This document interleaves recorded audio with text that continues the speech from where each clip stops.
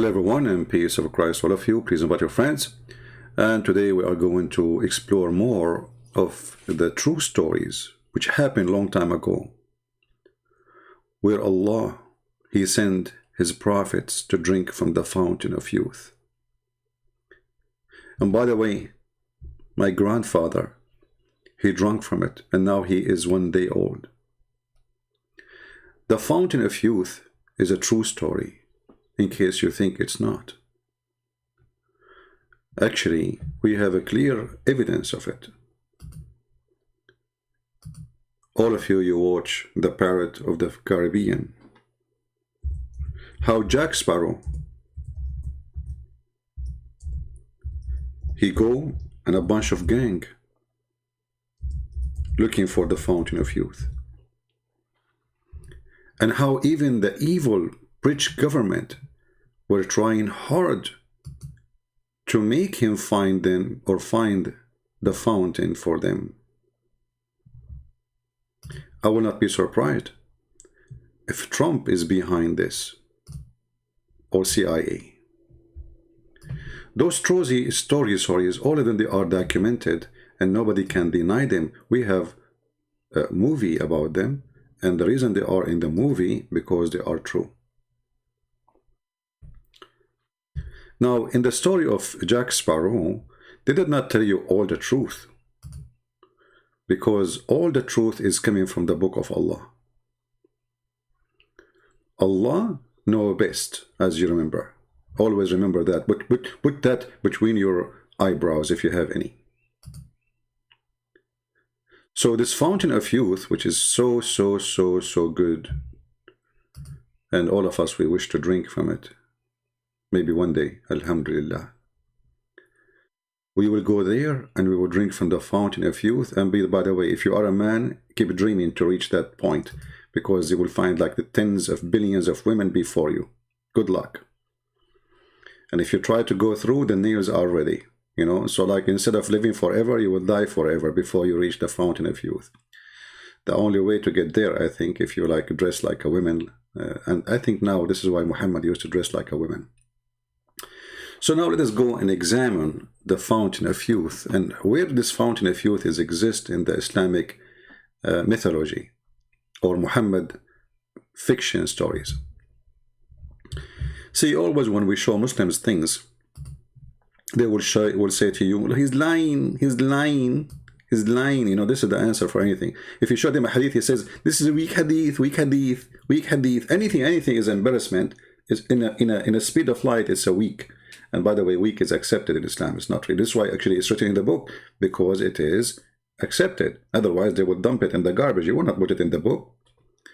So in front of us, this is a website. It's called At-Tafasir Al-Azima, which means the great tafsir, which means this website does not have interpretation for the Quran, which is not the greatest, only the greatest.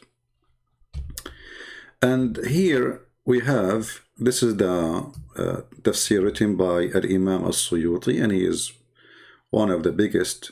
Actually, I believe that this is Suyuti. He was really a genius. And I'm serious here. You know, forget about his belief in Islam, but obviously he his brain have a special capability of putting things together. But by his help, we are going to see how Islam is so stupid. This guy actually himself, he have a long list of missing verses in the Quran, and the Muslims, they go crazy when they see it, and nobody can really debate him about it. He show you with evidence, with reference, how many chapters missing, not only verses. I mean, the whole chapter almost is 18, is gone.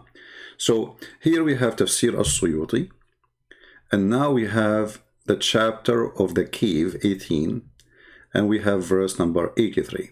But before we read this interpretation,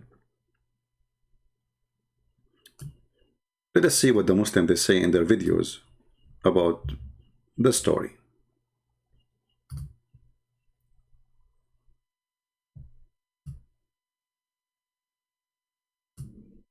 Allah subhanahu wa ta'ala mentions the story of Zul-qarnain. And Allah subhanahu wa ta'ala says, وَيَسْأَلُونَكَ عَنْ ذِي الْقَرْنَيْنِ. We gave him power in this world. and we allowed him a path everywhere. And he went to the easternmost, he went to the westernmost. There are stories mentioned in the Quran about Zul-qarnain. He was a just king. He thanked Allah subhanahu wa ta'ala. He found people of all different types and persuasions. And then the final one that is mentioned, the final group of people, حَتَّى إِذَا بَلَغَ بَيْنَ السَّدَّيْنِ, when he came to essentially a valley. There's two mountain slopes coming here. وَجَدَ مِن دُونِهِمَا قَوْمًا, he found a group of people. لَا يَكَادُونَ يَفْقَهُونَ قَوْلًا, they did not understand Zul-qarnain. Zul-qarnain did not understand them. In other words, this was a civilization that had no middle ground. In the good old days, once upon a time, before Google Translate, how did people translate from one another? There were people, intermediaries, who had traveled to both lands.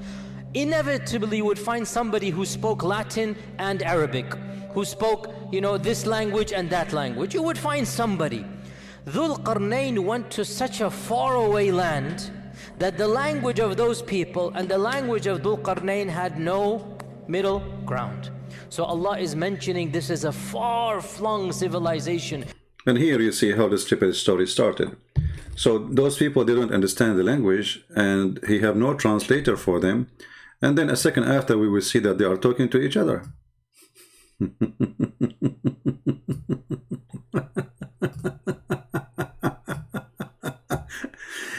I don't know how many of you heard me saying stupidity is amazing. This is something you never heard before, right? Always stupidity is amazing. Amuse me, let us say. He just explained to you that this language nobody understands, and no ground for it, and no translator, correct? Well, then how this guy, they came and they spoke to him? How the Quran mentioned that nobody can understand what they are saying, and he cannot understand what he's saying, and they cannot understand what he's saying.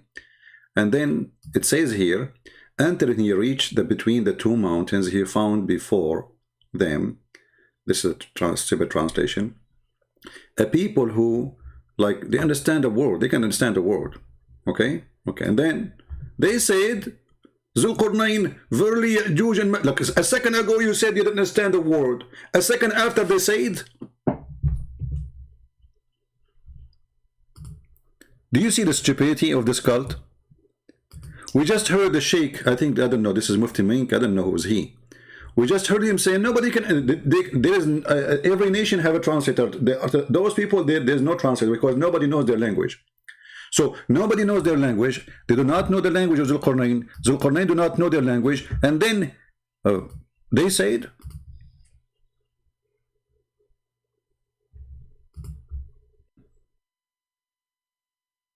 and then he said, what happened? And he said, and the sheikh, he said at that time there's no Google translator. I'm so glad he acknowledged that, because they might say that Google created by Allah. Here right away you see how the stupidity of this cult is a jumping machine. I mean, don't even they notice what they just said? He cannot understand the word and they cannot understand the word. And then after a second, they said to him,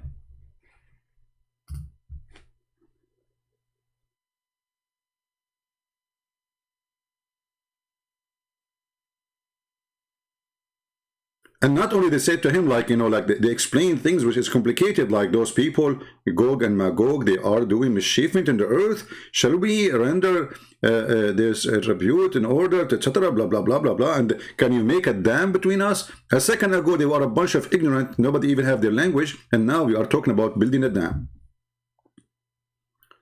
And then he said,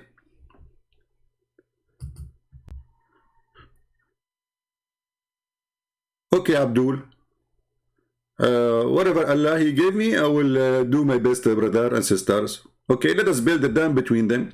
And then things can be more technical.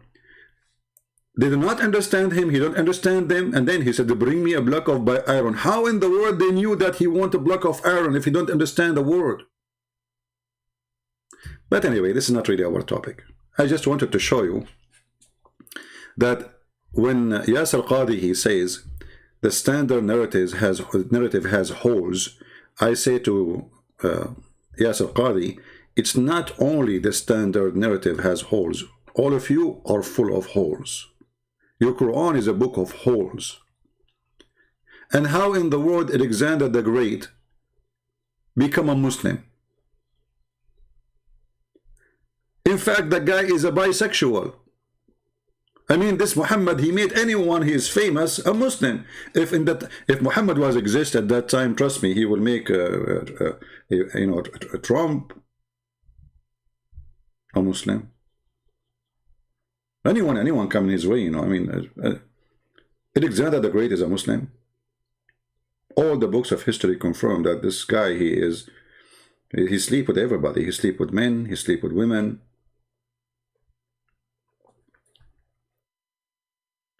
But he's famous. And there is a person from Syria, he wrote a book, and this book is about a man who wear a helmet, have two horns. And this is why you see the Quran saying, the person with a two horn. I mean, have you ever heard, even, this is a God, he's telling us about a person who he sent, yet his name is the guy with the two horn. Why? He's a cow?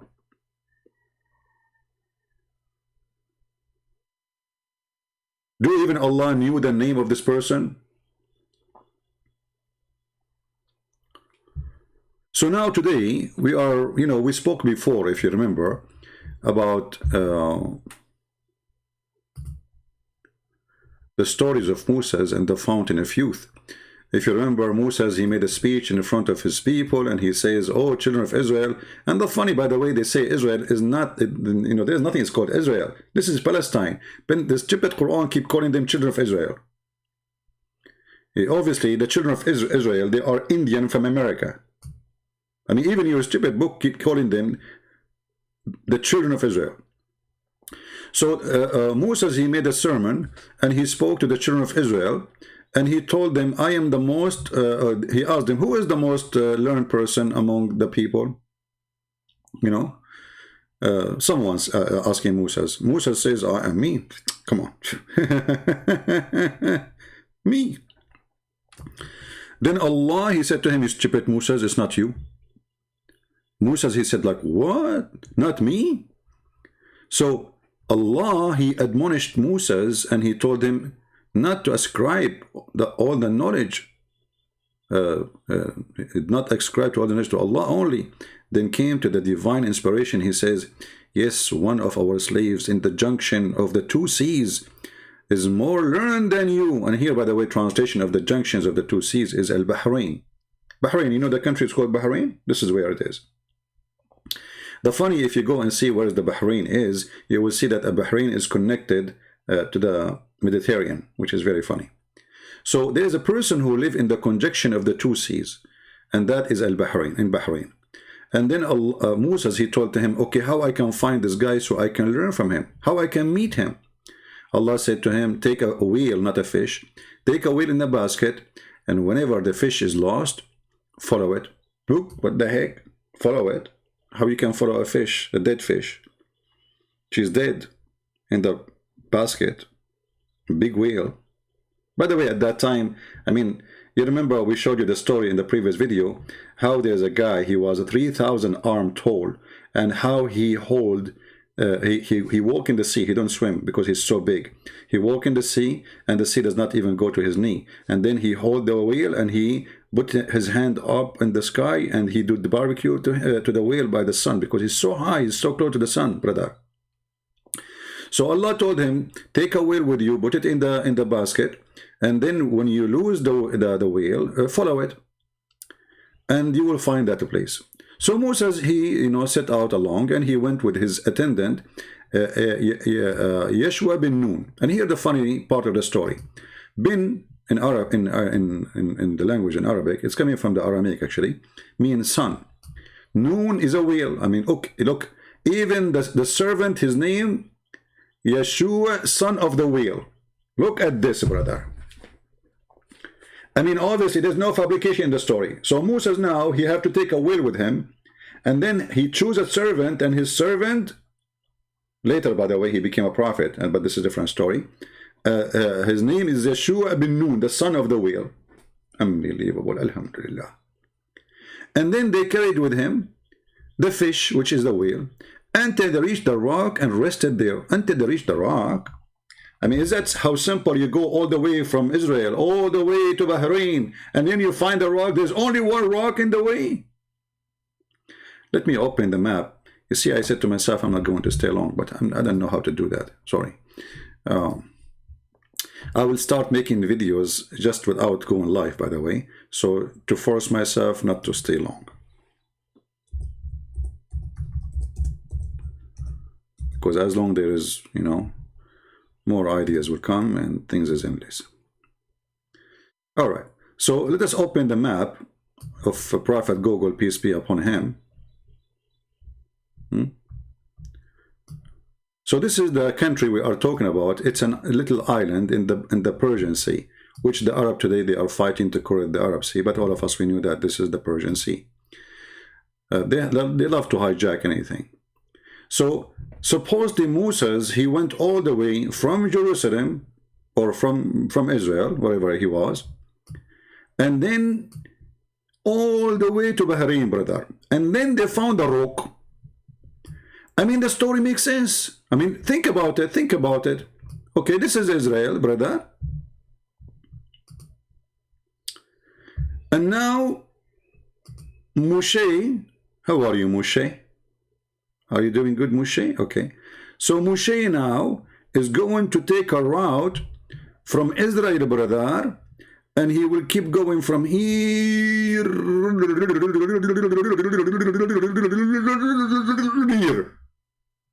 And now he found a rock, which means the thousands of miles in the way, there was no rocks at all. I think it was a highway. Like Moshe kept driving his feet, you know, driving, and then until he arrived to the rock. How simple is that, man? There's only one rock in the way. Very simple. I mean, true story. You see, if I am the one who made a book and I am saying I did this, how many Muslims will laugh at me and they will say Christian Prince is mentally ill? But as long as their prophet is the one who said that, brother, it's true story. So he keep going until he find a rock, because there's no rocks at that time. No rocks. The earth was rocks free, you know. Rocks happen after, when my grandparents, the Arab, they start throwing rocks at each other. Like, we are the one who created the rocks. We are the Arab, you know, brother. Yeah. Before us, there are Jews. Jews don't throw rocks. Actually, yeah, there is Jews that throw rocks too. You know, the story of David, he threw a rocks, isn't it? Yeah. But maybe that was simple rock. Like one rock exists in Israel, but there's no rocks. So Moshe, brother, he keep going until he found the rock. Bingo. But, hey, Abdul, how Moshe, he keep walking? Did he walk in the sea or something? I mean, you see now they build a bridge. This is a newly built bridge between Bahrain and Saudi Arabia, if you see it here. But this bridge was not exist. So how Moshe was able to walk all the way to the island of Al-Bahrain? Like what? Okay, you know what? Let it go. Don't, you know, I mean, come on. Don't focus on the details. As they say, in the details is the devil. So Moshe, he went all the way to Bahrain. How he went, Allahu A'lam. How he did it, Allahu A'lam. Allah knows best. How he crossed the sea, Allahu A'lam. Especially they are walking, you know, as the story says. Until they arrive a rock. Let me see if I can find a rock here. If there's any rock. I need to open Google, or, you know, Google Earth. Okay, hold on. Let's do a satellite thing. Oh, here we go. There's a rock here. Is that a rock? No, there's no rocks. Like, what the heck? They hide it, the kuffar? I bet you the American, they are behind hiding the rock. I cannot see the rock. Where is the rock? I see Walmart. What is the rock? Keep looking. I mean, I have a satellite and I cannot find the rock, which Moses he found so easy. But I think, you know, I think Moses, he was using a drone or something, you know, like Those drone, you buy them from Amazon.mum. There's a rock here? No. Why is no rocks? Where is the big rock? I give up, I give up. Okay, you guys, you'll find the rock, okay? Take your time. So anyway, so he keep walking until he found the rock, and then next to the rock, he did what? Let us see what he did.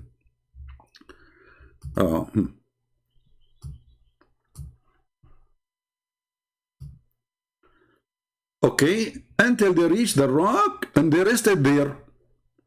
Musa's, I mean, look, by the way, like, it's not like they reach a rock, it's big, brown, look different. No, no, no. Until they reach the rock, it's the rock. It's known. I mean, come on. Everybody know the rock. I mean, like, come on. Like you say to somebody, where are you going? I say, I'm going to Bahrain. Ah, okay, I meet you in the rock. Oh, sure, I will meet you in the rock too. There's only one rock in the world, man. So easy.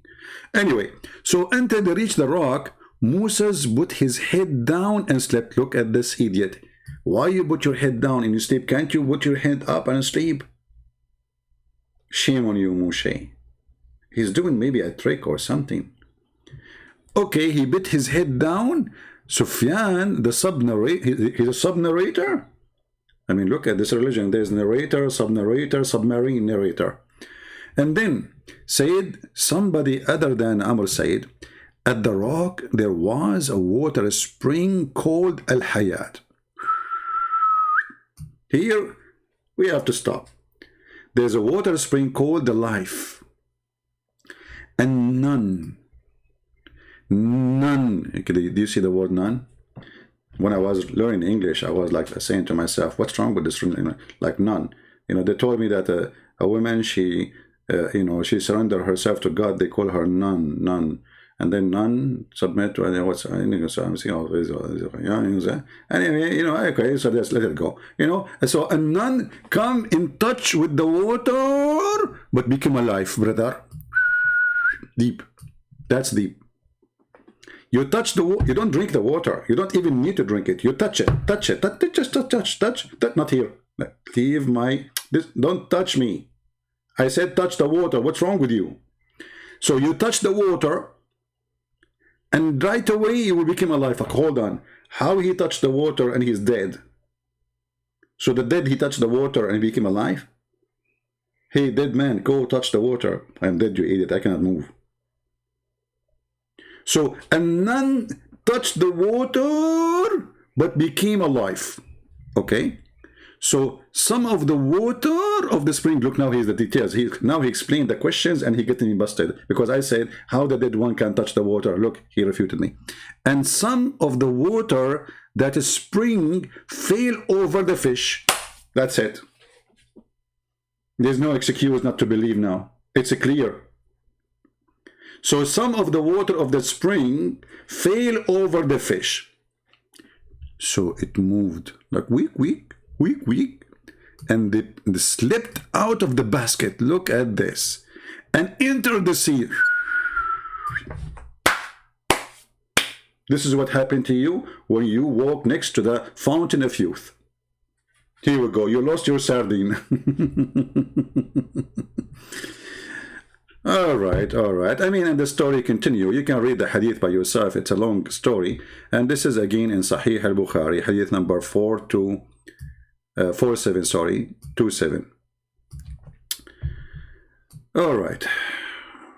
So now this is who? This is Moshe. And by the way, one of the comments, he said that Allah, he created this child as a kafir when Al-Khadr slew him because Allah want to teach Moshe, listen, you idiot, Allah, he created that child like a mice for laboratory to teach. So Allah, he created children so he can put them for us and we kill them so we can learn. What a stupid religion, man. So now this is the story of Moshe and the fountain of youth, as you see.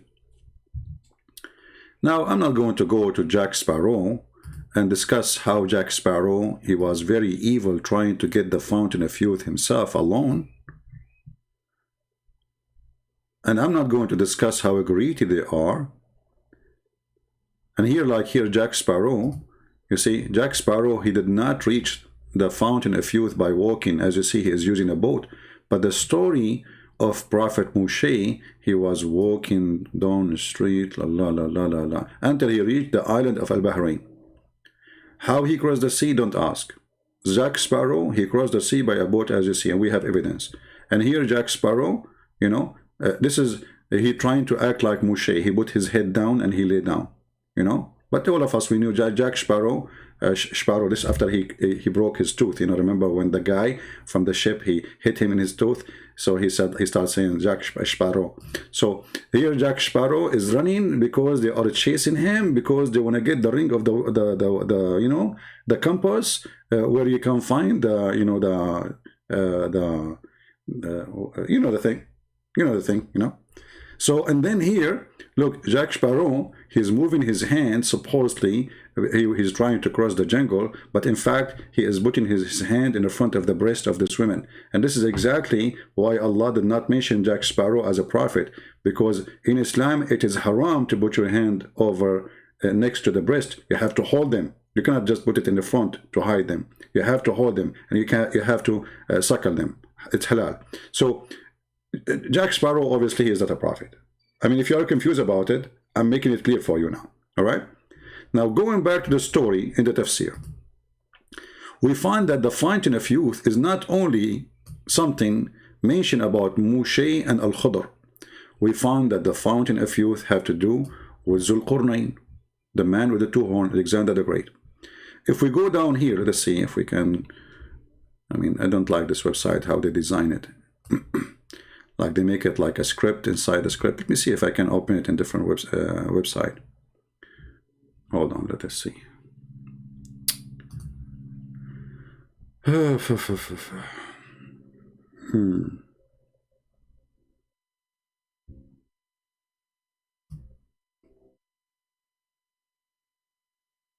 Okay. I will try to find it in different websites so we can open it better.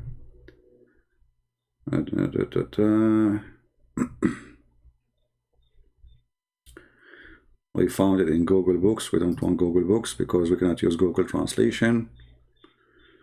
All right, we found different website here. Let us see this one. Hold on, give me a second.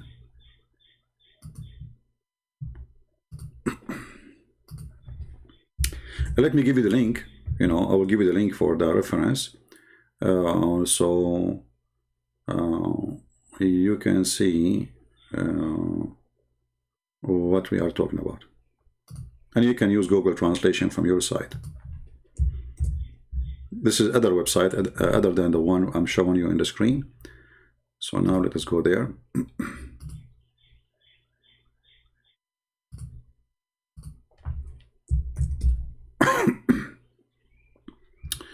All right, so now we are opening the new website. All right, so here it says they are asking you about Zul-qarnain. This is a chapter 18, verse number 83. You're right. And then here we will see some explanation about this person. It says here that some of the people of the book, and obviously they are Jews, they ask Muhammad about a man who going all around the earth. And then Muhammad, he says, I know nothing about him. Muhammad, he said, I know nothing about him. Let me open the website, using Google Translation so we can read together.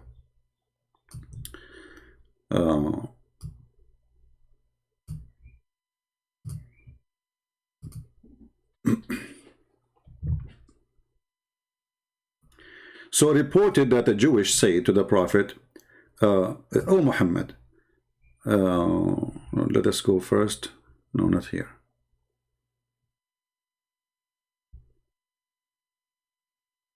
Anyway, you can read this part. Oh Muhammad, do you remember Abraham and Moses and you learn about them from us? Imagine the Arabic says, and you learn about them from us.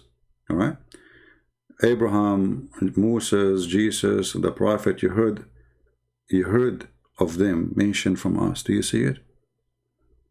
Muhammad, he never knew about them from us. Muhammad, he did not say to him, no, I did not hear about them from you. I heard from Allah. He kept mute. So tell us about the prophet of God that mentioned in the Torah except in one place. Muhammad, he said, the Jewish guy, he said, who is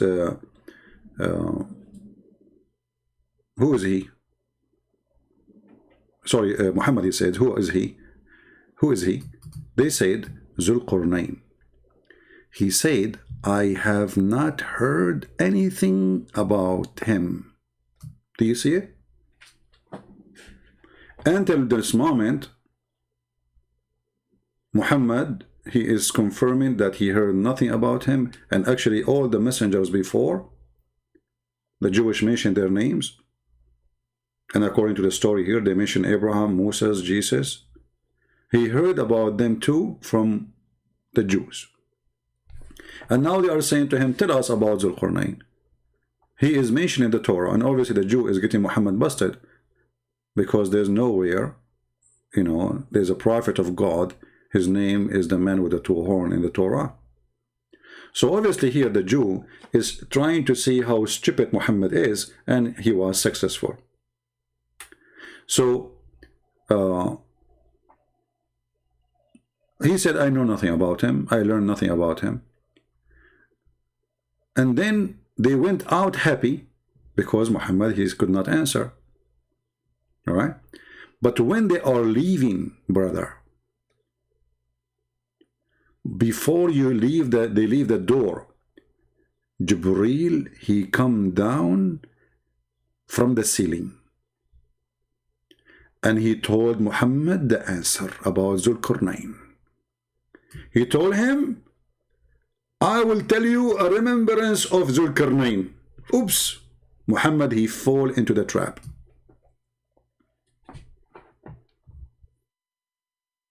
Muhammad, he fall into the trap.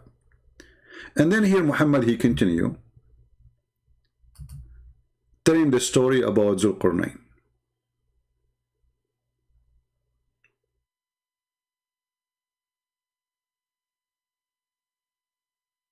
And there is a hadith actually which is very funny, where Muhammad, he said, I am not sure if Zul-qarnain even was a prophet or not. And here you ask yourself, what kind of a prophet he do not know if other prophet is a prophet or not? I mean, why he is so ignorant about the topic? How come he do not know? So the story continue. Let me see if I can find this hadith in English.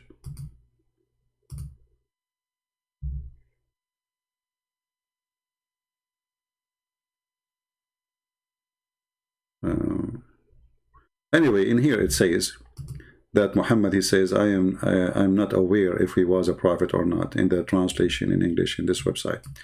So anyway, the story continue. And now Muhammad is trying to get more details into us, because supposedly the one who taught him now this is Allah. So this is a very confirmed the information to him by Allah himself. If we go down, and this is where I want to go with you, let us see.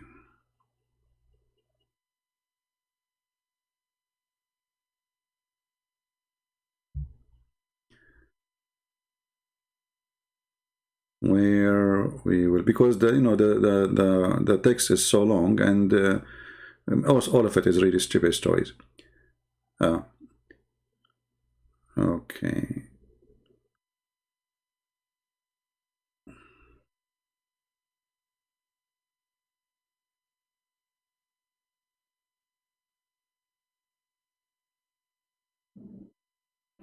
Yeah, it says here down. Let me see if I can find it without reading the whole thing.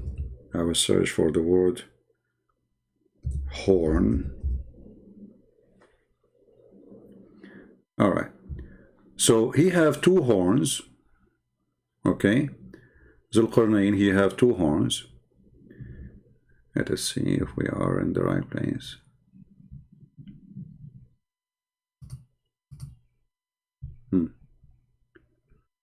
Read carefully. When they asked him, they said, was he a prophet or a king? he said, was neither a prophet or nor a king, but he was a righteous servant of Allah. Okay? And Allah loved him. Which is very weird. He is a righteous servant of Allah, and Allah loved him. Well, why Allah loved him? Let us see. And Allah advised him, so Allah spoke to him too. Now here, those hadith, they are like many contradict each other about if he is a prophet or not. Some they say he's a prophet, some they say he's not. As we showed even before, it said he is not sure if he was a prophet or not. So Muhammad, he don't know. Anyway, God sent him to his people, and they beat him on his horn. But remember, Muhammad is not sure if he is a prophet or not, but he is sent by Allah to warn the people. But this means he's a prophet and he's a messenger. If Allah, he sent him. I mean, you see how stupid the story? If Allah sent him to his people to warn them to convert to Islam and to believe in Allah, well, doesn't that make him a messenger of Allah? Very stupid story. And then, so he came to the people, said to them, convert to Islam, brother, and say Shahada. His people, they beat him, and, he died. And then God, he revived him for their jihad, to go against them. Then he sent him to his people again, and they beat him again. And then another horn came from his head after he died. So here they explain to you why Alexander the Great, he have two horns, why he's called Zul-qarnain. Because simply, he went to his people twice, asking them to convert to Islam. Each time he speak to them, they hit him with the hammer in his head, and he have a horn, and he died. He died. But there is a pimple coming from his head. This is the horn. And then after that, he start putting a hamama, which is just, you see the sheikhs, they put in the top of their head to cover the two horn, because he looked like an ant or looked like an insect. Unbelievable story. And then Allah, he bring him back to life. Alhamdulillah. The story here continue. Let us see where we will arrive.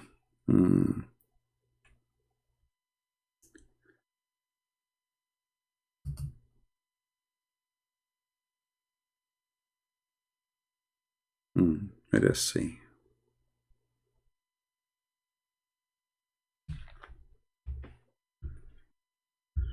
Oh boy.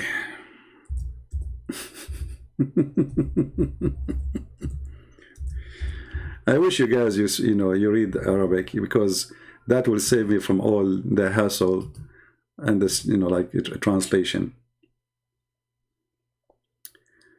Okay.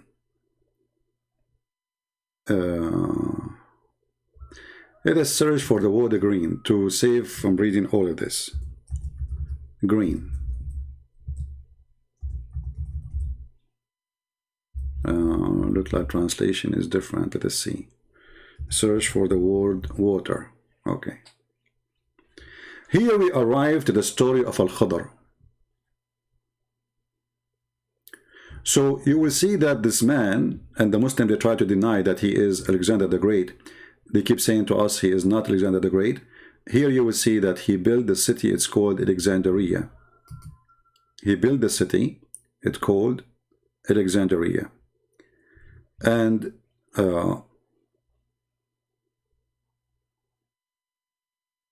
when he was after he built Alexandria, as we see here in Arabic, you can search in the Google translation, so you can find where it says that for you on your side. It says here he came to the seashore of Egypt, and he built a city. It's called Alexandria. And then when he built it, Allah, he sent him an angel. Allah, he sent him an angel. And this angel took him to the sky. Alexander the Great, Allah took him to the sky. And then Allah told him, do you see what is down below? Do you see what is down below?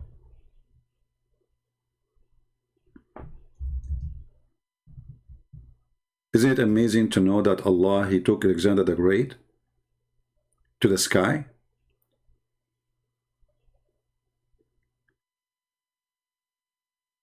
He said, look down. And then he says, I see my city, and I see other cities with it. Then he took him up, and then he could not recognize the cities because they became so far, maybe. And then he saw, I see only my city, and I don't see anything else. And then the angel, he says to him, all this land is, you see, Allah, he gave you the authority to rule it. That's it. So go in it until you arrive where the sun set.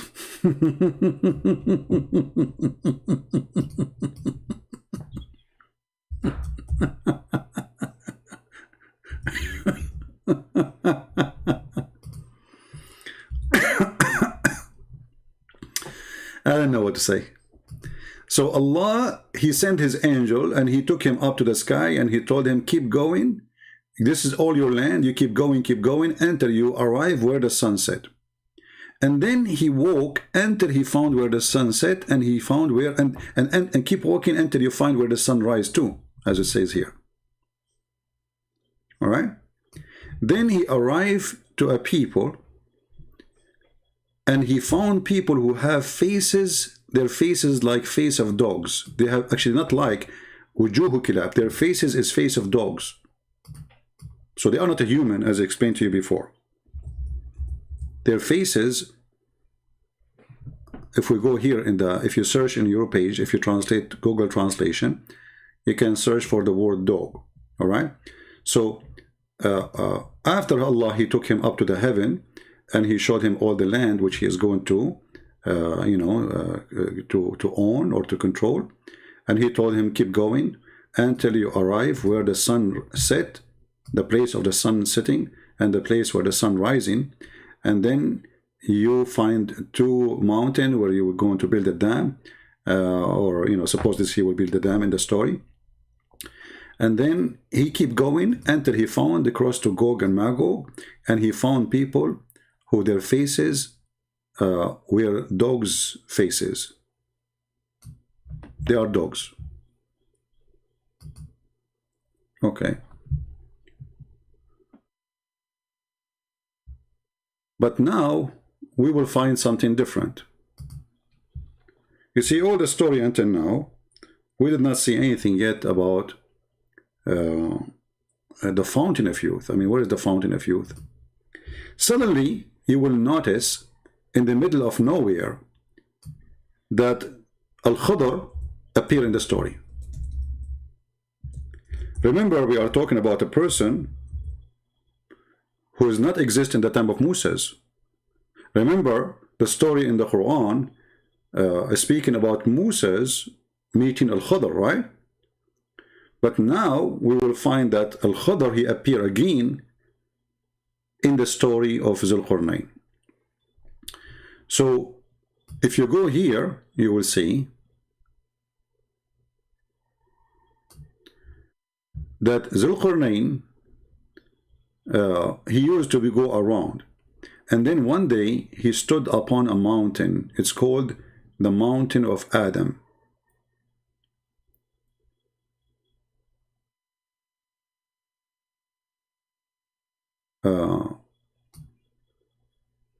And then he found a guy, his name is Al-Khadr.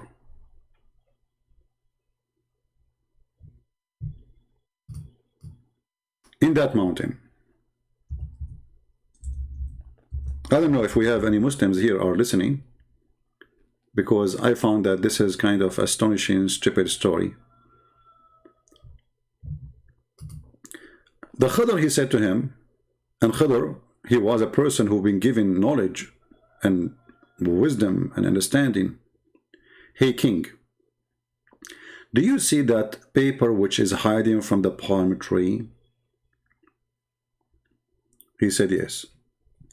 He said, this is where is going to teach you about the location. What location? What is that? Maybe later we will understand more. And then he says to him, and Al-Khadr was reading from a book. So Allah, he gave him a book. Remember, this is not Al-Khadr knowledge. This is a person who Allah gave him a knowledge. He said to him, I see a book, it's written in it, Bismillahir Rahmanir Rahim, هذا كتاب من آدم أبي البشر أوصيكم ذريتي وبناتي. So in the name of Allah Ar-Rahman Ar-Rahim, this is a book written by Adam, the father of the human. I give you my will to take care of my children and my daughters, and to be careful from my enemy and your enemy, which is Iblis, which means Shaitan. He is the reason to send me down from the Firdaus, which is supposedly the garden of Adam and Eve, to the land of the earth. And I sent down in this location. So this is where the palm tree was located. Allah, He dumped Adam there. And He said, like in this location, the one who look at it, he will find that I have 200 years of sin by one look, which is very hard to understand, you know. So I've been sent there, and I was, let us say, he was cursed by Allah, and He dumped him in that location, and he was, if you look at that location, you will find that 200, maybe 200 like jail, like Allah, He put him there for 200 years because of one sin. And then He says He studied the earth, and He studied the trees, and He said, and I did water this land from the tears of my ears. So repent to Allah. Okay. Now here, the story is over. Zul-qarnain, he read for him what he have in his book. And then Zul-qarnain, he said, or he wiped the place where Adam used to sit.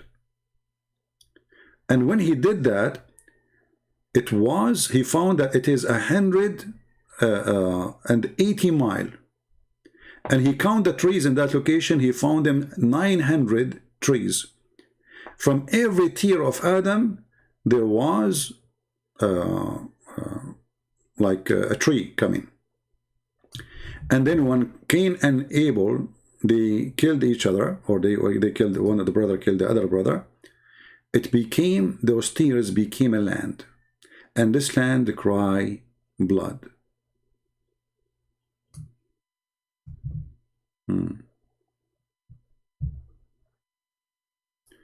I don't know how many Muslims are listening.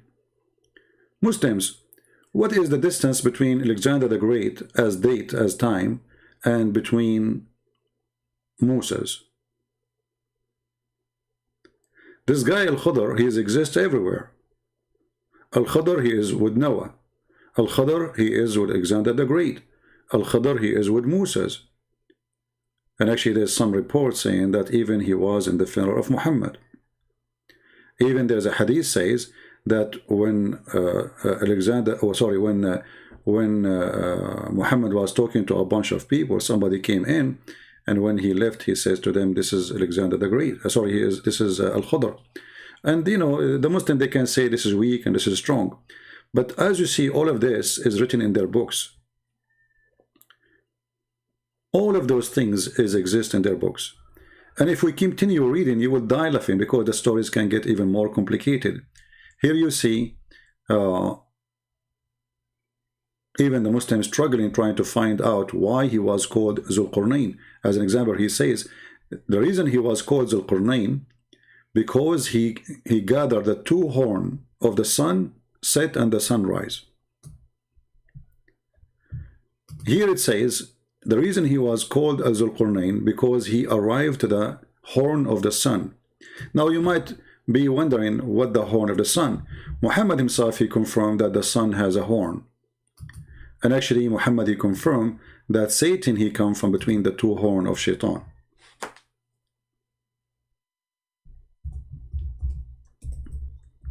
And maybe I have to stop here, because that video will go forever if we want to read the whole thing. And maybe we can continue later. So if we read here, let us see. As you see, Muhammad is beyond recognition of science. Muhammad is the biggest scientist. So Muhammad, he believed that Shaitan, he have horn. And the same Muhammad believed that Zul-qarnain have a horn. Two horn. Shaitan has two horns, Zul-qarnain have two horns. As you see. And Muhammad, he said something very funny. I don't know why the Muslim did not translate it here. See, translation is gone. He said, don't pray when the sun rise, and don't pray when the sun set. Okay, why? Let me see if I can find it in different translation, or different hadith. All right, here we go. We found it in different one. Why? Read carefully. Aisha, may Allah pleased with her, said, Umar, may Allah pleased with him, said, it's not correct, rather the message of Allah only forbid. He said, don't seek a prayer when the sun is rising or when the sun is setting, for it is the rise between the horn of Shaitan. So when Zul-qarnain, he arrived where the sun set, and he arrived where the sun rise, he arrived to the two horn of Shaitan, because the sunrise from between the two horn of Shaitan, and the sunrise from between, or set from between the two horn, or between the two horn of Satan. And here we find this kind of very, not only stupid, there's a contradiction, because if the sun is setting between the two horn of Shaitan, and because of that I should not pray to Allah at that moment. What this had to do with Allah prayer? And you know what I mean? I mean, let us say, for the sake of argument, okay, this is a story reporting a true event. There's a Shaitan. Let us draw Mr. Shaitan. He have two horns.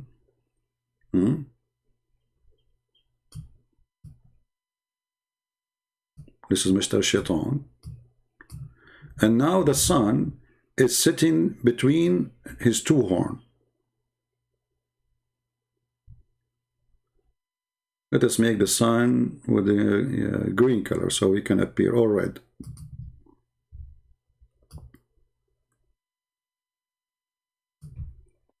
So the sun now is going down between the two horns of Shaitan. Why the Muslim cannot pray to Allah?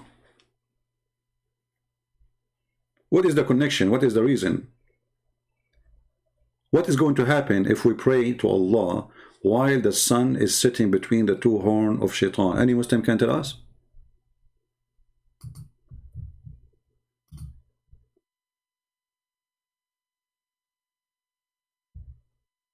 If there's any Muslim can help us? Who is a Muslim have an answer for this? The sun now is sitting between the two horns of Shaitan. And by the way, this is what NASA found, right? So, why I cannot pray at that moment?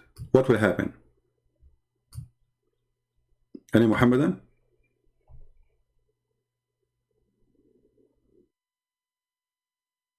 Is that just a stupid superstition stuff and crazy stuff? Fiction? People believe in it? Or this is a true thing? Was Muhammad informed by Allah that there is something dangerous will happen to the Muslims if they pray at that moment where the sun is sitting between the two horns of Shaitan, or when the sun is rising from between the two horns of Shaitan? Any Muhammadan?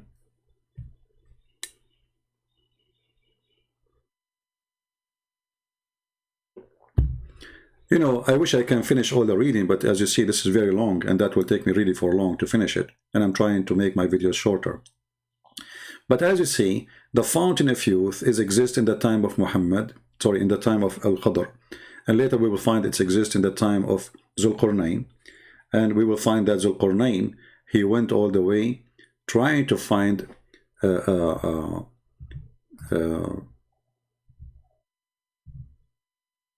the fountain. And we find that Zul-qarnain and Moshe or Moses and Al-Khadr, they make like a three comedian uh, who they like they are they make a kind of a fiction story, and this fiction story is endless. And the Muslims, when they say that, I mean, when a Muslim sheikh, he come to us with these stories, the question is where he got these stories from.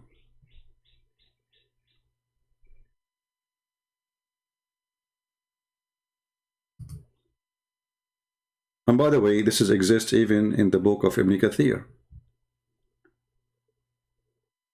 and exists in many, many books.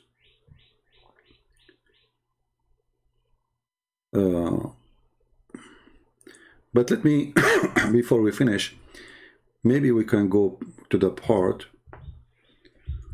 where he speak about the fountain of youth. Let us see.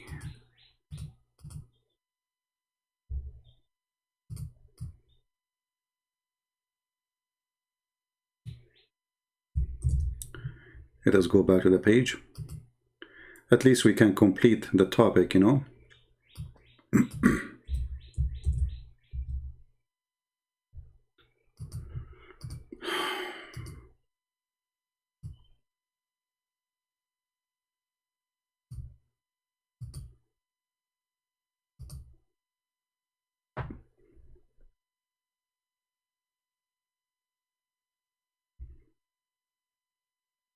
Let us see.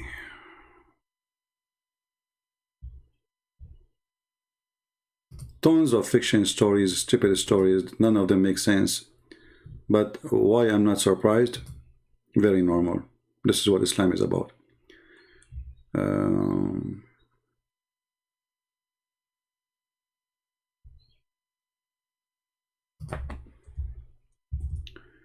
Let us see.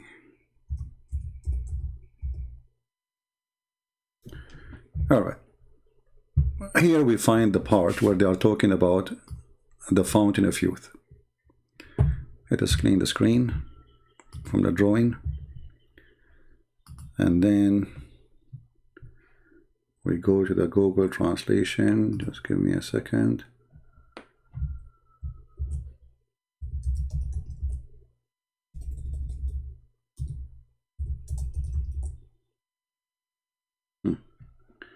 So if you have the page on your side and you click at Google Translation, you can search for this word, closes. You see it? And then you will find the part, because as you see, it's not a page, it's almost like the whole book is there. So the story is saying that they arrive to a water well or a spring of water.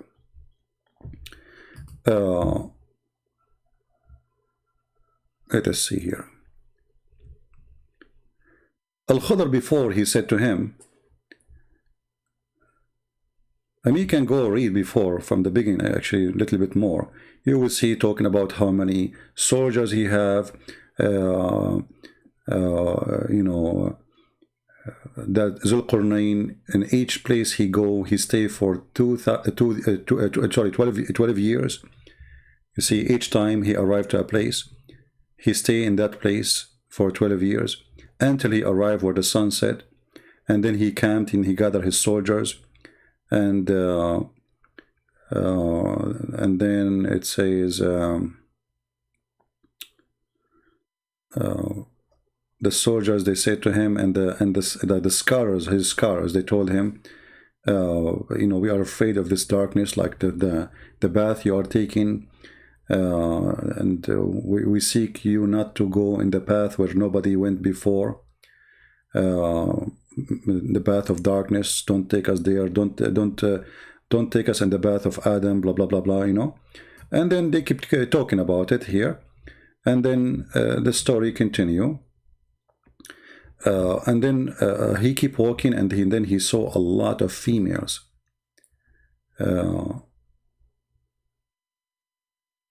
He saw horses, and they told him there's horses. He looked, He says, where is the horses? He says, females. He said, what females? He says, the virgins. So he chose 6,000 of female virgin horse.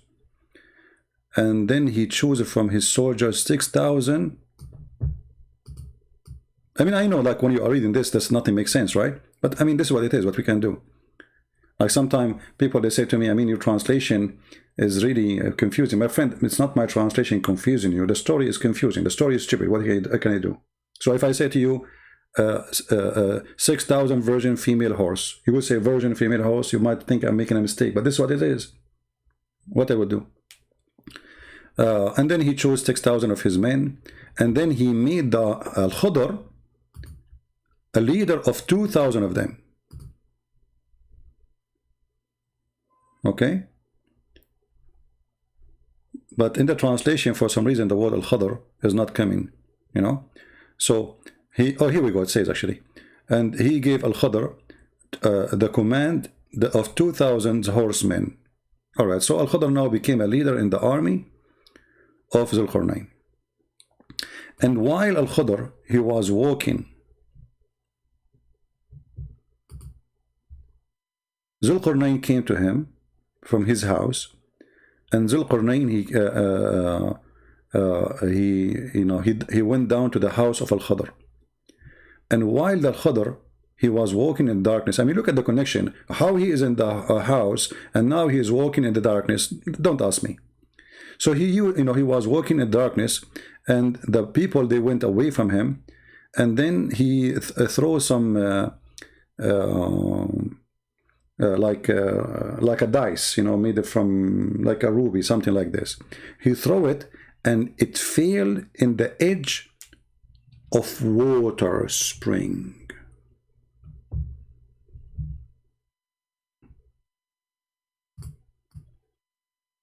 See, the translation here says I, because in Arabic it says Ain. So it fell in the edge of a water spring.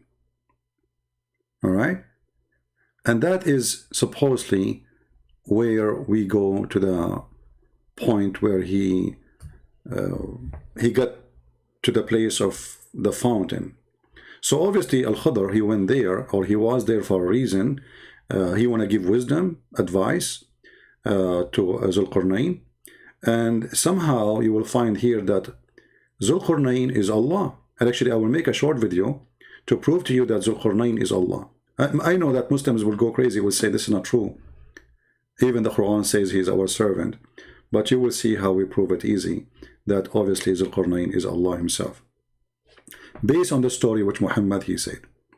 So the story continue. Actually, if we go and read in different books, there's many books speaking about those things, which all of them is funny and stupid, even more stupid than those stories here. We will find, let me see if I can find you something else. Hold on.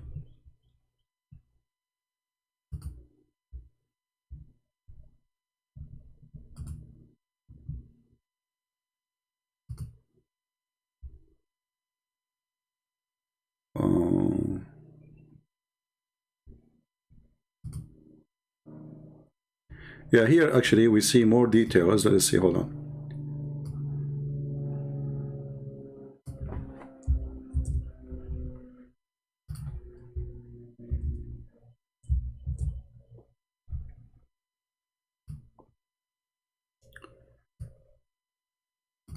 See, here there's a part is not mentioned in this page, is not appearing. I'm not sure why. Maybe it's there, but I did not see it. Yeah, maybe Al-Suyuti, he took it off.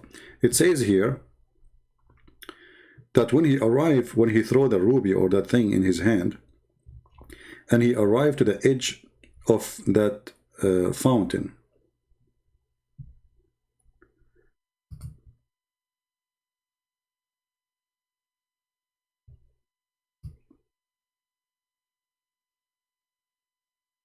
when Al-Khudr, he said to him, you are seeking a bath of darkness, and this bath many of us cannot see.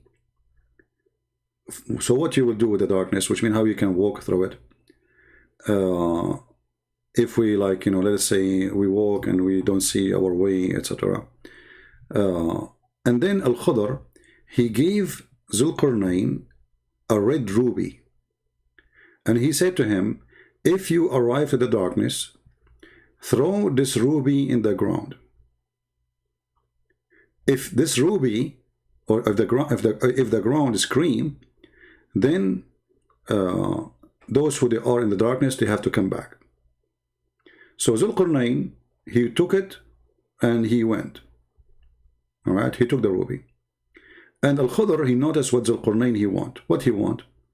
He want the fountain of youth. And Zul-qarnain, he is hiding, you know, what he in his heart he want. He did not tell Al-Khudr that I am seeking to find the fountain of youth. So he keep walking, and then he thought that the fountain of youth, let me use Google Translation. I will post this link for you, so you can open it from your side too. Give me a second.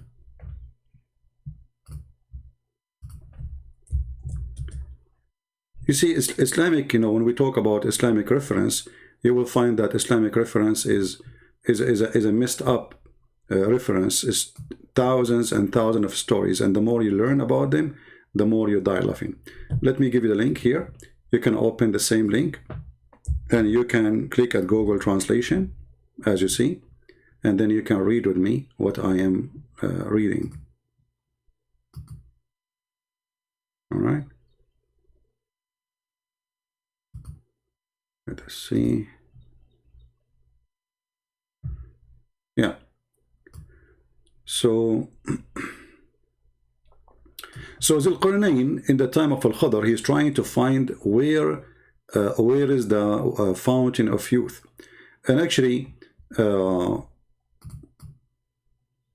even if you go in the title, if you translate, let us see if we translate the whole thing. Click at the side of the page, translate to English. You'll find the title saying,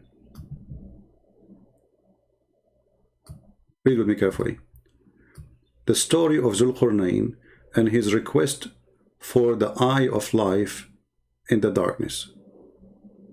So here you get the whole story, what this report is about.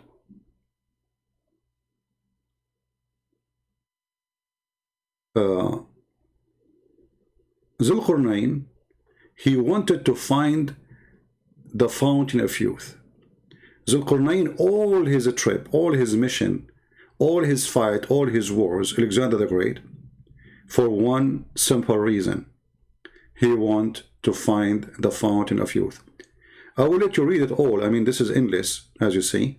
You can search, you can do your own study, you can make notes.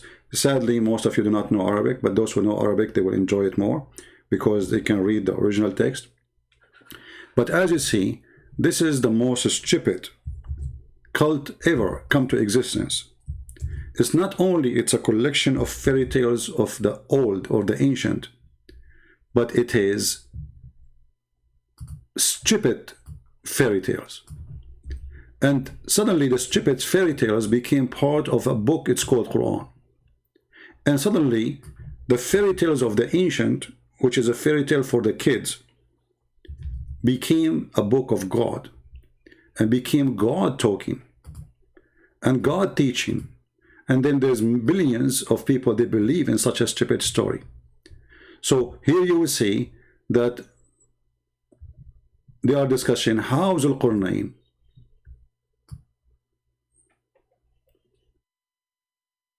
that the scholars of the people, the Muslim scholars who study the books, trace back how Zul-qarnain was working hard trying to find the eye of life, which means the spring of, you know, in Arabic, the word ayn is eye. But when you put eye water next to it, it make it eye of water, which means spring of water. So Zul-qarnain trying his best to find it. Zul-qarnain, when he lived forever, Al-Khudr, he was there for a reason.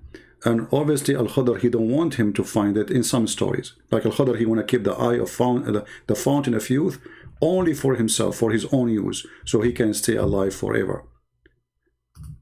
Obviously, Al-Khadr, he is against anyone to find this fountain. He don't want Zul-qarnain to find it, because that will make him alive. And this is how the Muslims explain how and why Zul-qarnain is not alive forever, but Al-Khadr, he is alive forever. So I will stop here, because the story is endless, as you see, but just I wanted to share with you things, you know, we don't mention always. And the difficulty part of this thing, of those stupid stories, is the English translating to your language. But thanks to Google translation, maybe you will not get the perfect translation, but you get the idea. And the idea is very simple. Islam is a superstition, stupid cult. Everything about it is nothing but superstition. By a man, he claimed to be a prophet of God. But ask yourself, can really a prophet of God, who spoke to his God, or his God, he inspire him, he come with such stories? And if the Muslim, they will say to you, oh, those stories are not in the Quran. My friend, they are in the Quran. As you see, this is Zul-qarnain in the Quran. He found where the sun set, he found where the sun rise. So when those scholars, they are coming to you with the stories, and most of it is coming either from your prophet or from his companions, and speaking about this person, he arrived, entered, he found where the sun set and where the sun rise. That is in the Quran.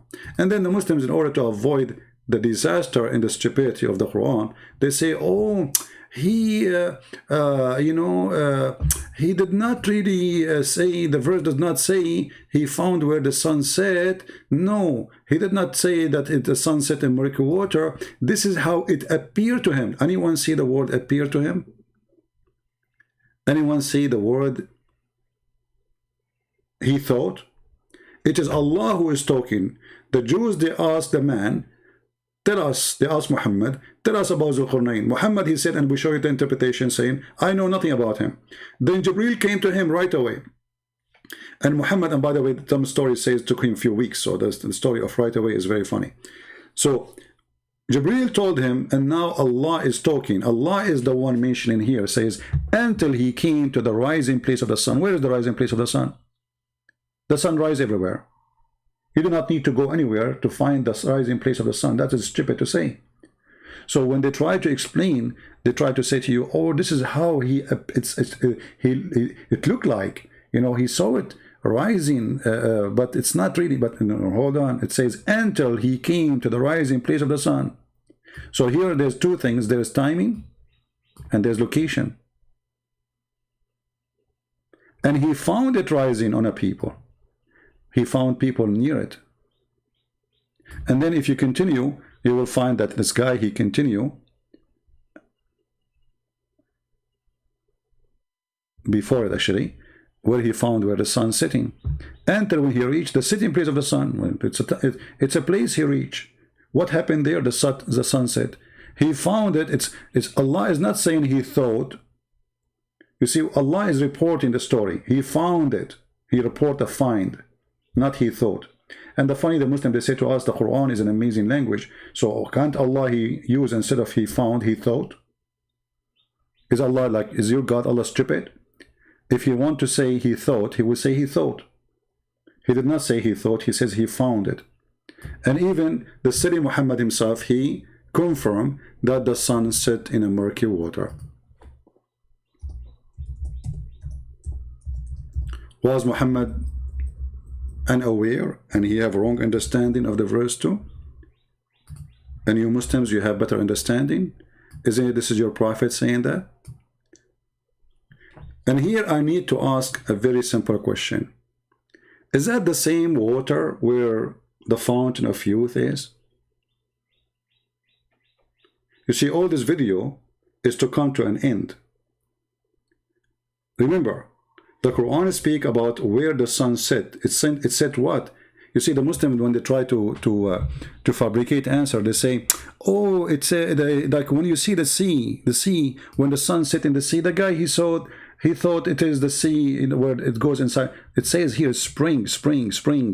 The sea is not a spring. It's so clear. It is, the sea is not a spring of water. And if you Muslim, you claim that Allah, He speak perfect Arabic as you claim, then Allah, He uses stupid language to say spring of water if it is a sea.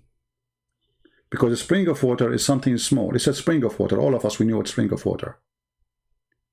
So here the sun set in the spring of water. The spring of water is where the fountain of youth. The spring of water is where Al-Khadr in the story we showed you is seeking to find. Are you seeing the connection we are trying to do? The reference we showed you from Tafsir al-Suyuti and other tafsir, as we saw here. This tafsir here is to lead us to one thing, that Zul-qarnain was trying to seek an eye of water, a spring of water. Zul-qarnain, he arrived to the eye of water. And the Quran confirmed that. And he found there the sun sitting there. Al-Khadr, he drank from the fountain of water. And he did live forever because he drank from the fountain of your water. Al-Khadr, he gave him a ruby, and he said when you arrived at the darkness, Al-Khadr, he don't want him to keep walking to find the fountain, or let us say he found it, but he did not dare to continue walking because it became so dark. So he gave him a ruby. He says to him, when you arrive to the darkness, throw it in the ground, and if the ground scream or something like that, you back up, you go back. So all the stories lead us to one thing. This is a cartoon. This cannot be from God. And when the Muslims try to defend their cult by saying all kind of fiction stories, that the Quran never say the sun set in murky water. Actually, if you search right now in Google, in YouTube, sorry,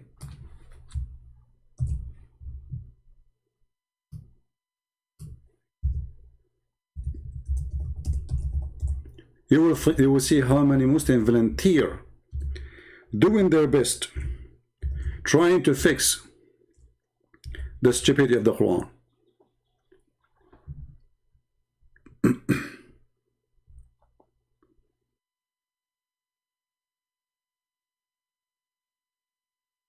Let us see.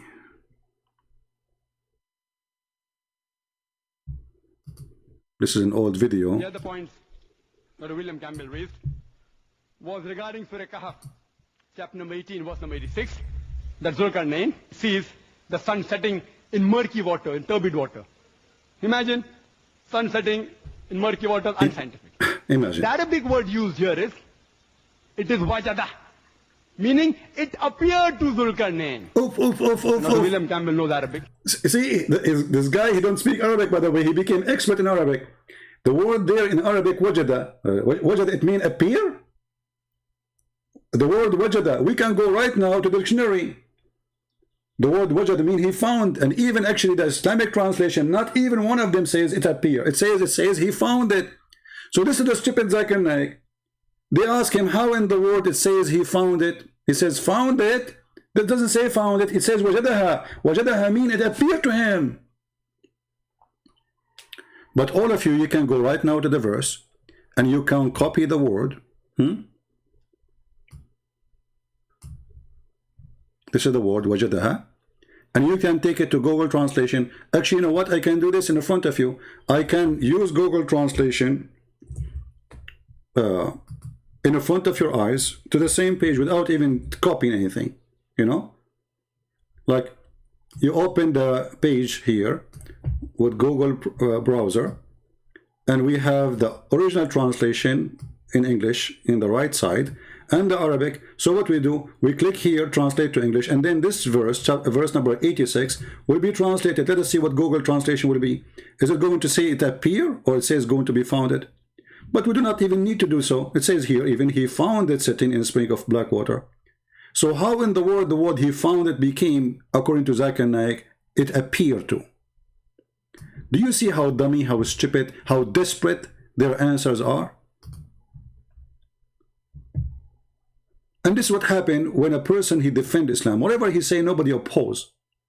If it is me who said the word wajadaha mean appear, you will see a Muslim making tons of thousands of videos saying Christian Prince is lying. But as long as Zul-qarnain is the one lying, and the lie purpose is to defend Islam, it's okay. Murky water, in turbid water. Imagine sun setting in murky water, unscientific. The Arabic word used here is, it is wajada, meaning it appeared to Zul-qarnain. Meaning, the word wajada, meaning.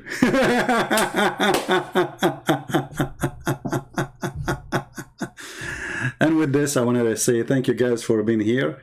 I hope that you found where the sun set today.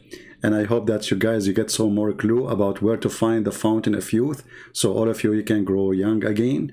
And you can be very handsome, good looking, like me, alhamdulillah. And you can be young like me, alhamdulillah.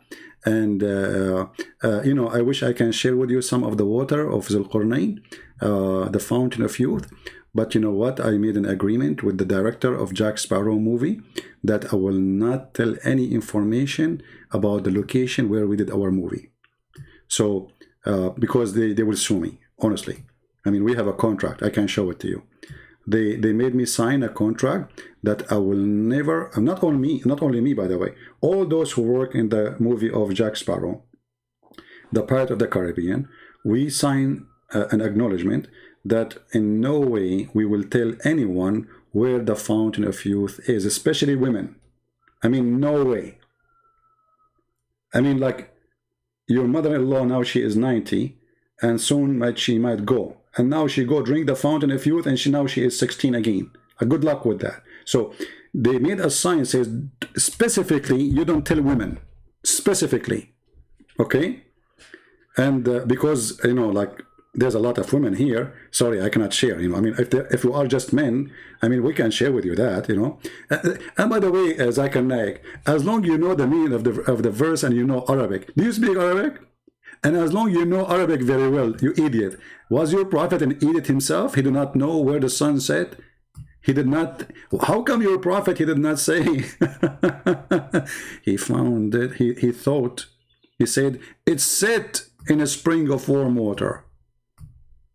Even your prophet, the prophet of the Abdul, the biggest Abdul, Abdul number 1 in the world. So my friends, thank you very much for being here. And I know now many women, they will be upset from me because I'm not going to tell you where's the water. Please forgive me. I made a promise. And however, if you are a woman who knows how to make baklava, we can discuss different conditions. You know, like if we make an agreement, you supply me with baklava for the rest of my life, every day, huh? Then I might think about telling you, you know, to get like maybe like little tiny, maybe few drops of water will make you like maybe 40, 45, 50 years younger, you know. But you have to sign, like we have to go to the lawyer and, you know, appear before the judge, you know, Judge Huri Buter. And, you know, you hold the ring of the, you know, even the Lord of the Ring is in the Quran and in the Hadith.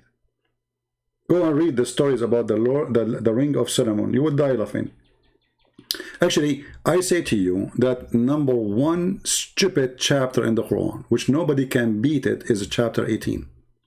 Flying carpet of Sulaiman, you know, Sulaiman, I mean, crazy stuff. Not only about Al-Khadr, the 7 sleepers, or, you know, you name it.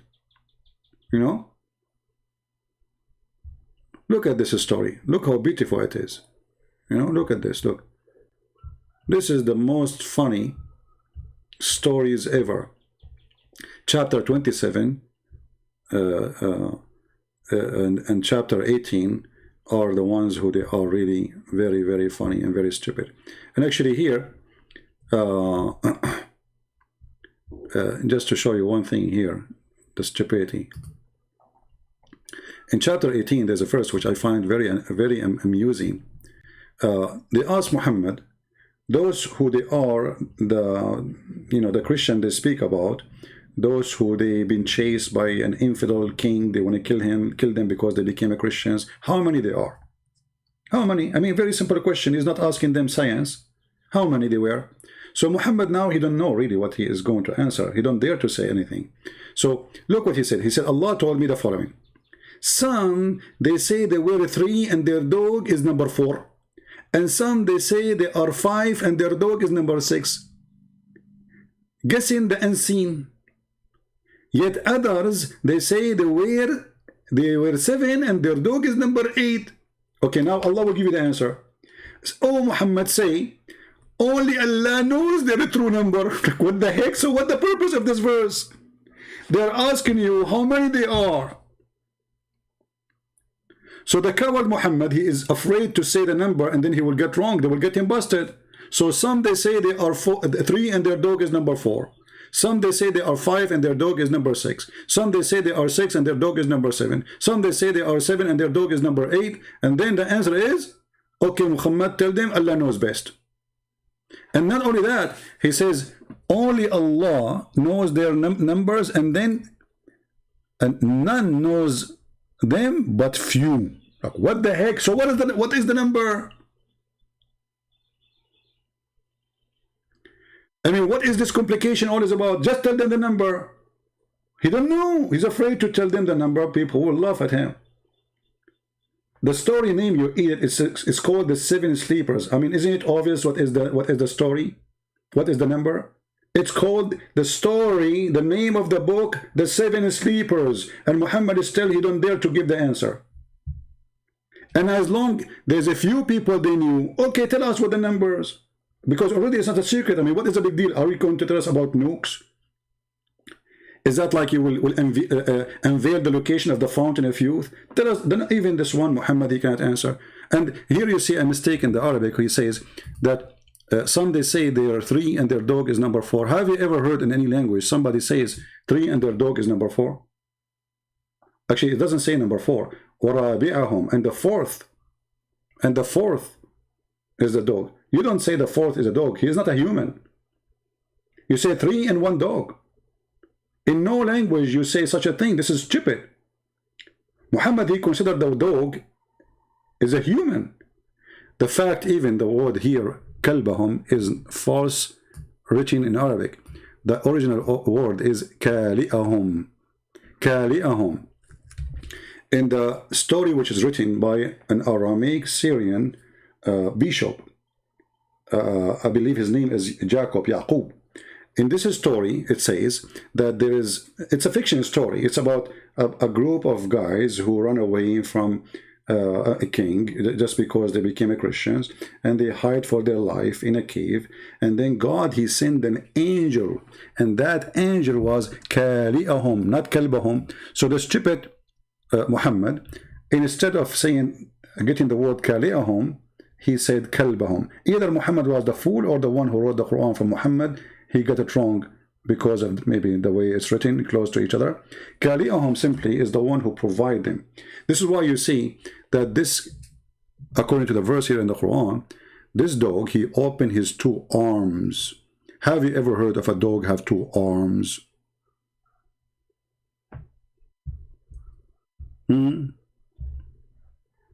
Since when?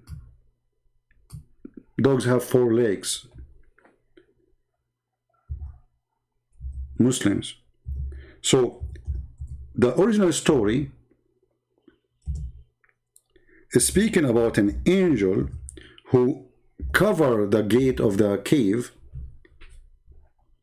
This is in chapter 18, verse number 18. Who covered the cave by his wings. He opened his arms. So he opened his arms, not the dog stretching his 4 leg, whatever. And by the way, how the translation come to the 4th, his 4 legs? How in the word, in Arabic it says, Basitun dhira'ayhi, he opened his 2 arms.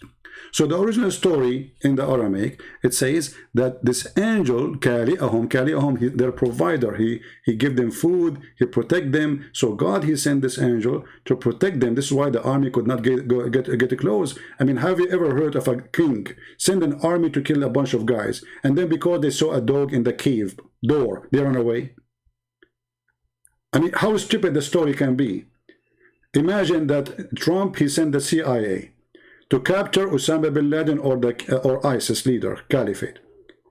And then they saw a dog, and then the special American force, they went back home and they could not capture or kill ISIS leader because there was a dog in the cave door. Who in the world would believe in such a thing? Even, by the way, even in the Islamic interpretation, many, they believe that the original word is Kali'ahum, not Kalbahum, which means it is an angel.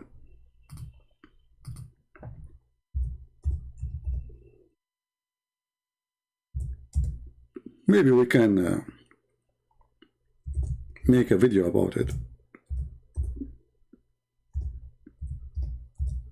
We should.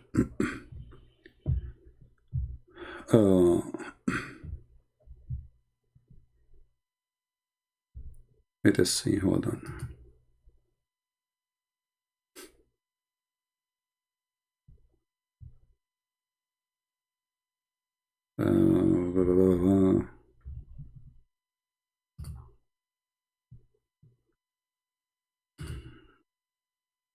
And the funny, even Muslims, by the way, acknowledge that there must be an error in the Quranic text.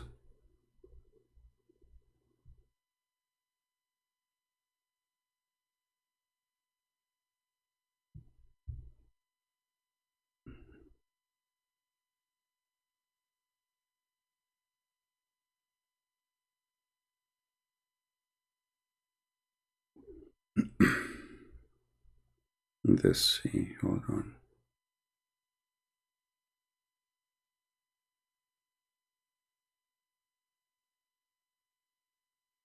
Anyway, I can make a video about it. See, I said half hour ago I have to go, and I said to you, bye-bye everybody. I believe, can you believe it? That's why I don't want to go live no more. I will make short videos and post them, because the short video we are talking about already now is 1 hour 32 minutes. Do you see how short it is? It's very short. So I want to say thank you guys for being here, and I really appreciate having you. I hope when we go live, if you like me to keep coming live, you invite more people and you share the links, and more people they join us, so more Muslims will leave Islam. In the same time, I will start posting short videos, but I will mostly post them in the Arabian Prophet account. In the Arabian Prophet account. The reason, I noticed that YouTube took almost 20 to 30,000 subscribers from my account because I did not use it for a while. And here I wonder how in the world they do that. So the account, I think it was almost 100,000 subscribers, and now maybe it is 70 something, you know. So I'm going to start posting the short videos in the Arabian Prophet. Maybe the admin can post for you the Arabian Prophet account, and you can subscribe there. And I will make a video to tell you that I'm going to post short videos there, so we can keep that account alive. You know, this is what YouTube does. I mean, even when I go, before I leave the live streaming, it says to me, as an example, current view is 10,000. But after we close, you will find it says 6,000.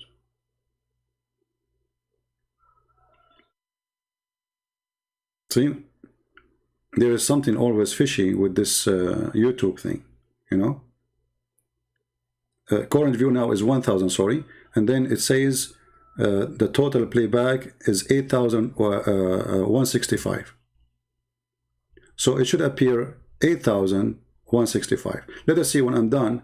Check and see what the number will be, and then you will find it's like 6,000 or maybe 5.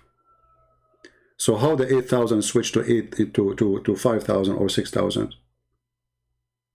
You know, people subscribe and then they come again. They found themselves unsubscribe, and obviously they did something to my other account, the Arabian Prophet, from more than 100,000. Now I have, I think, last time I looked, it was maybe 70 something. I forgot how many.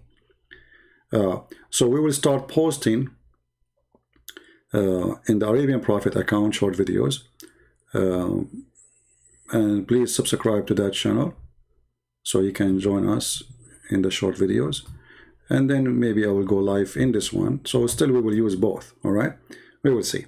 Anyway, I want to say thank you guys for being here. And I hope all of you found the location of the Fountain of Youth, even though I was trying my best to hide my GPS. So none of you will find where is the location of the Fountain of Youth, because I live very close to it. And actually all my neighbors are very young, especially the ladies of my neighbors. I give them water from the Fountain of Youth in exchange of an agreement. They cook for me and they make salad. One she makes salad, one she clean the house, one she clean my car, and the other one she go and do shopping for me, and the other one she wash dishes in exchange of giving them some water from the Fountain of Youth. And for sure those ladies are very happy, because finally they do not need to use makeup. They are so good looking now, and they feel so young for real, you know. And their husband, this is the only problem, their husband looks so old compared to them. And now they are thinking of divorcing those husbands because they don't match. I mean, come on. You marry your husband 40 years ago, and now he's maybe 60 years old. And now, like, look what? You know, you are 17 years old. Like, come on, you are not going to stay with somebody who's 60. Hello? Yeah, you know, and I told them, why you don't give a drop of water to your husband? They said, no way. We need a new husband. Enough is enough. So anyway, they are free to do things. You know, they have their own way of thinking.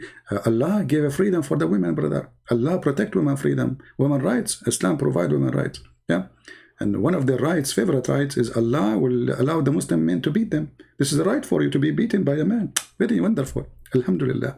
Thank you very much. May the Lord bless you all, and I will see you soon again, maybe tomorrow. Christ is Lord. Islam made by a dummy for the dummy. Look for the Fountain of Youth, and when you find it, let me know. Take care.